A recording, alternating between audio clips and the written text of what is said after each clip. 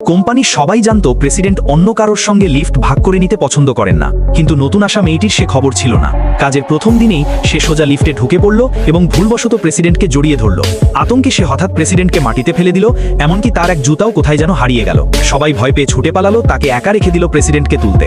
President চুপচাপ ঠান্ডা মুখে উঠে দাঁড়ালেন এবং কিছু না বলে সেখান থেকে চলে গেলেন। যেই মেয়েটি নিজের ডেস্কে গিয়ে পৌঁছলো, সুপারভাইজার তার দিকে ফাইলের পাহাড় ছুড়ে দিয়ে বলল, এই সব কাজ প্রেসিডেন্ট দিয়েছেন, সব শেষ না করে অফিস ছাড়বে না। মেয়েটি অবাক হয়ে গেল, কিন্তু রাত পর্যন্ত পরিশ্রম করা ছাড়া তার আর কোনো উপায় রইল না।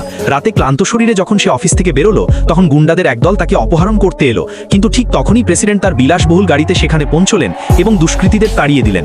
মেয়েটির ভেতর হঠাৎ সাহস ফিরে এলো, এখন সে আত্মবিশ্বাসী ও দৃঢ় দেখাচ্ছিল। প্রেসিডেন্ট তাকে বাড়ি পৌঁছে দিলেন।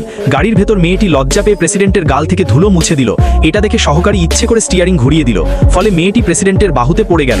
প্রেসিডেন্ট খানিকটা অপ্রস্তুত হয়ে গেলেও মুখের হাসিটা চেপে রাখতে পারলেন না। এই সরলতা তার ভালো লেগে গেল। তিনি আনন্দে সহকারীকে 3 গুণ বেতন বাড়িয়ে দিলেন। ভ্যালেন্টাইন্স ডেতে প্রেসিডেন্ট জানতে পারলেন যে মেয়েটি কারোর সঙ্গে ডেট ঠিক করেছে।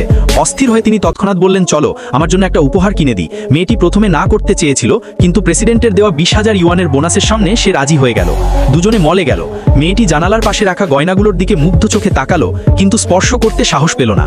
ঠিক তখনই তার পুরনো প্রেমিক নতুন প্রেমিকাকে নিয়ে সেখানে এসে পড়ল। নতুন প্রেমিকা তাচ্ছিল্যের সুরে বলল, যখন কিনতে পারো না তখন দেখছই বা কেন, কত গরিব দেখাচ্ছে। পুরনো প্রেমিক এখন প্রজেক্ট ম্যানেজার হয়েছে, সেই মেয়েটির সামনে অহংকার ভরে বড়াই করতে লাগলো। ঠিক তখনই প্রেসিডেন্ট তার সহকারীকে একটি বার্তা পাঠালেন, আর মুহূর্তের মধ্যেই পুরনো প্রেমিকের সব আর্থিক সুবিধা বন্ধ হয়ে গেল।